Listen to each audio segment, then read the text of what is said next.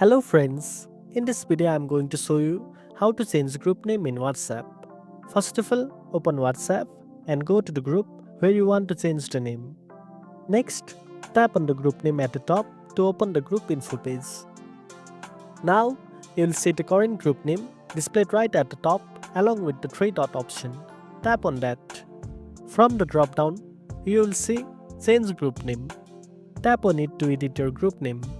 After that, delete the existing name or modify it as needed and type in your new group name.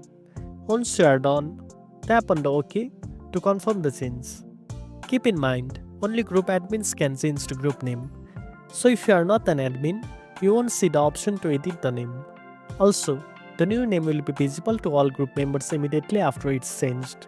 So make sure it reflects the group purpose or is something everyone will recognize. And that's it. Now you know how to change group name in WhatsApp. If you found this video helpful, don't forget to like, share and subscribe for more tech tips. And make sure to tap the notification bell so you never miss an update. Thanks for watching and I'll see you in the next one.